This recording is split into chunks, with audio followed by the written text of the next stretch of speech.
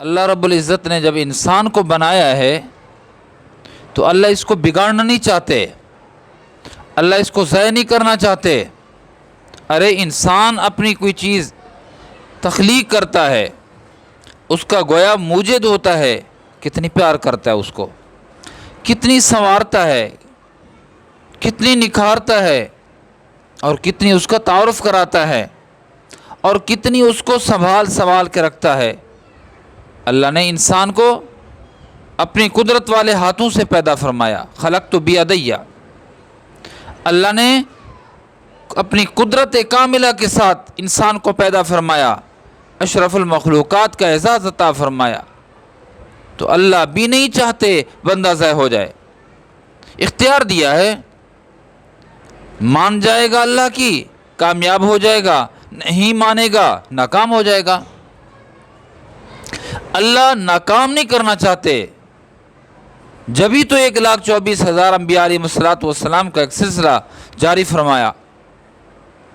پھر نبی کریم صلی اللہ علیہ وسلم آخری نبی ہیں، آپ کے بعد کسی نبی نے نہیں آنا۔ تو اللہ اس کو ضائع نہیں کرنا چاہتے، اس کے ضائع ہونے کے بچانے کے لیے انبیاء کا جو سلسلہ ہے وہ جاری فرمایا۔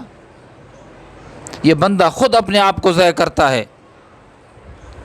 حدیث مبارکہ میں آتا ہے، نبی علیہ السلام ایک لشکر کے ساتھ تھے، ایک جگہ پڑاؤ کیا، قریب بستی تھی، اس بستی میں ایک خاتون رہا کرتی تھی جس کا تندور تھا۔ اس کو جب خبر ملی کہ صحابہ آئے ہوئے ہیں، اس نے روٹیاں پکائیں اور صحابہ تک وہ روٹیاں پہنچائیں، اور پھر کہا کہ میں نبی کریم صلی اللہ علیہ وسلم سے ملنا چاہتی ہوں۔ تو حضرات صحابہ اکرام آقا علیہ السلام کی خدمت میں لائے، اور اس نے کہا کہ میں آپ سے سوال کرنا چاہتی ہوں کہ کریم اللہ بے انتہا اپنے بندوں سے محبت کرتا ہے تو پھر جہنم میں کیوں داخل کرتا ہے؟ میں ایک ماں ہوں، میں روٹیاں پکاتی ہوں، لیکن آگ کے اندر جھونکتی ہوں روٹیاں پکانے کے لیے، لگانے کے لیے اور اس کو نکالنے کے لیے، لیکن میں اپنی اولاد کو آگ کے قریب بھی نہیں رکھتی۔ ایک ماں ہوں، خود گویا کود جاتی ہوں، دہکتی آگ کے اوپر کھڑی ہو جاتی ہوں، پاس کھڑی ہو جاتی ہوں، لیکن بچوں کو بچاتی ہوں۔ اللہ کے نبی، اللہ تو کئی ماؤں سے زیادہ پیار کرنے والے ہیں، تو پھر وہ اپنی مخلوق کو جہنم میں کیسے داخل کریں گے؟ اللہ کے نبی صلی اللہ علیہ وسلم نے جب یہ سنا تو آپ سر جھکا لیا اور زارو قطار رونے لگے، روتے رہے روتے رہے روتے رہے۔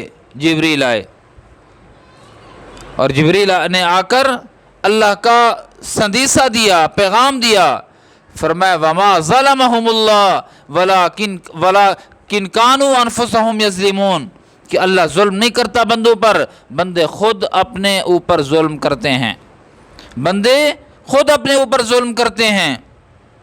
اللہ تو کامیاب کرنا چاہتے ہیں، اللہ تو ناکامی سے بچانا چاہتے ہیں، لیکن بندے خود اللہ کی نافرمانی کر کے اور اللہ کے نبی کی نافرمانی کر کے جہنم کو پسند کر لیتے ہیں، جہنم اختیار کر لیتے ہیں، خود جہنم میں چلے جاتے ہیں گناہوں کی پاداش میں گناہ کر کے۔